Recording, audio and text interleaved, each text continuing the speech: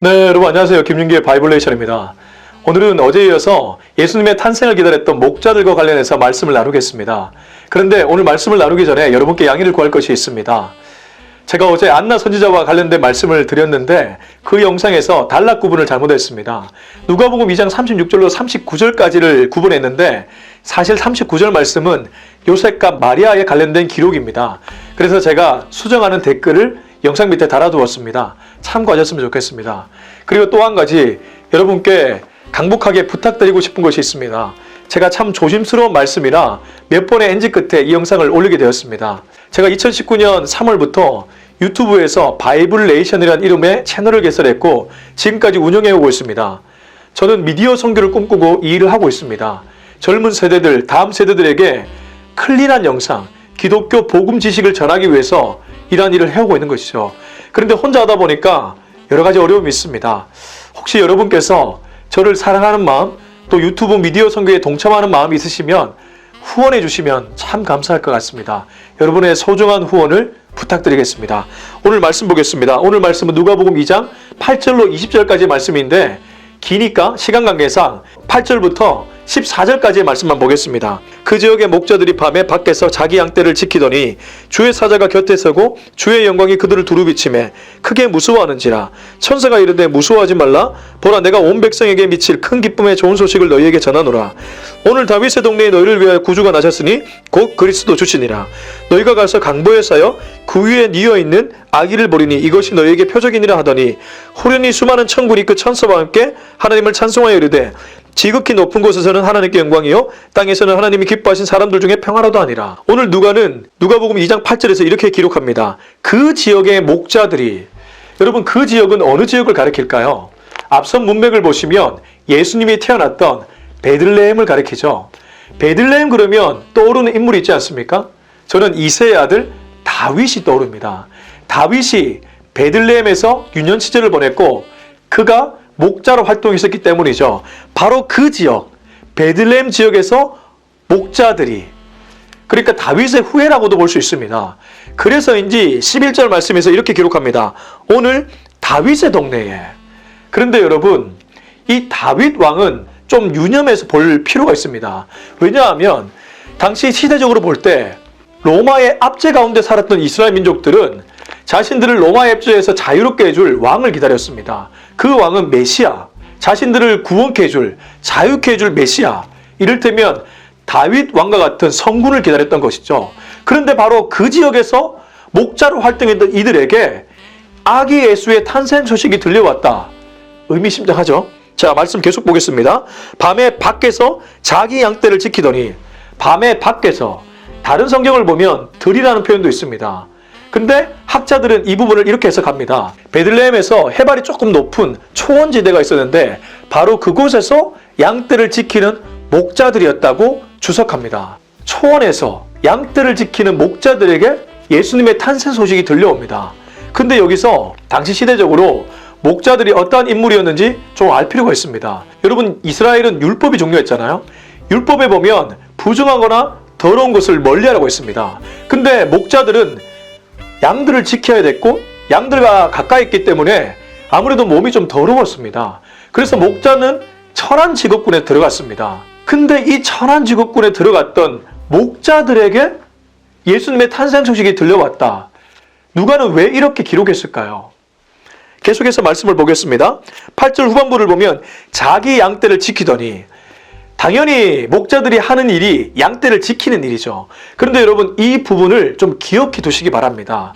정말 양떼를 지키고, 아니 목자들을 지키는 사람이 누구인지를 뒤에서 천사들이 얘기해 주고 있기 때문입니다. 9절입니다. 주의 사자가 곁에 서고 주의 영광이 그들을 두루 비치매 크게 무서워하는지라. 천사가 베들레헴의 초원지대에서 양을 지키고 있던 목자들을 둘러섭니다. 그리고 주의 영광이 그들을 두루 비칩니다. 하나님의 임재죠. 하나님의 임재가 나타나니까 제일 먼저 이들이 보인 반응은 크게 무서워하는지라. 그런 것 같아요. 모세도 시내산에서 떨기나무, 하나님의 불이 붙었을 때에 하나님의 임재 무서워했죠. 바울도 다메섹 도상에서 호련히 빛이 임했을 때, 하나님의 임재가 임했을 때에 무서워했죠. 대부분의 사람들은 하나님의 임재를 처음에 경험하면 두려워하고 무서워하게 됩니다. 근데 뒤이어서 천사들이 이렇게 얘기하죠. 10절, 천사가 이르되 무서워하지 말라. 보라, 내가 온 백성에게 미칠 큰 기쁨의 좋은 소식을 너희에게 전하노라. 갑작스럽게 밤에 주의 영광이 비추었는데 천사들이 나타나서 이렇게 얘기해 줍니다. 무서워하지 말라.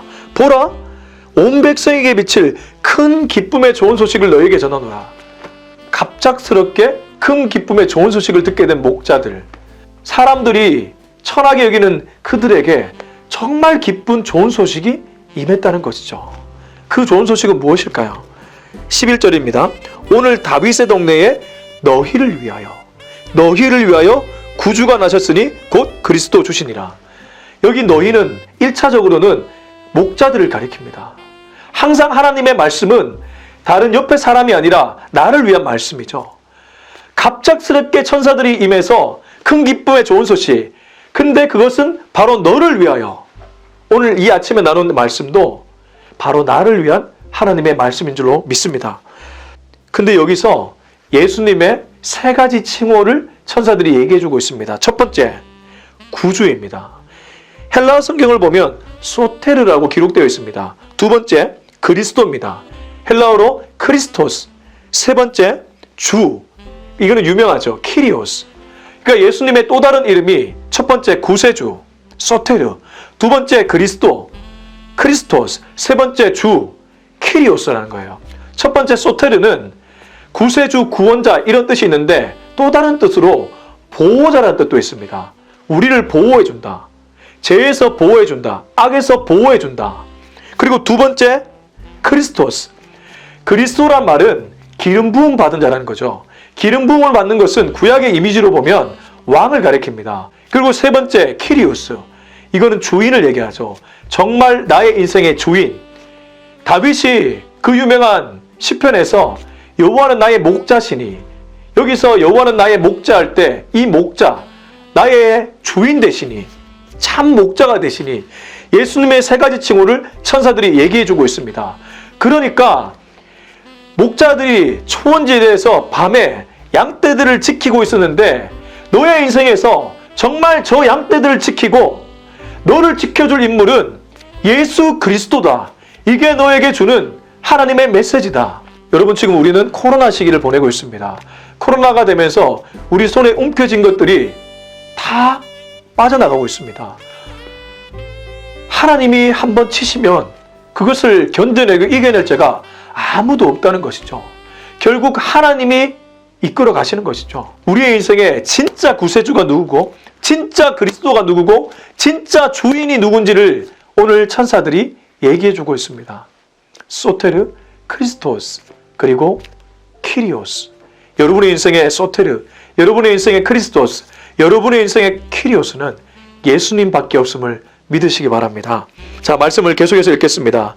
너희가 가서 강보에서요 그 위에 뉘어있는 아기를 보리니 이것이 너희에게 표적이라 하더니, 13절, 호련히 수많은 천군이 그 천사와 함께 하나님을 찬송하여 이르되 지극히 높은 곳에서는 하나님께 영광이요 땅에서는 하나님이 기뻐하신 사람들 중에 평안하다 하니라. 그 유명한 천군 천사들의 합창이죠. 예수님의 탄생 소식을 듣고 천군 천사들이 노래하는 것이죠.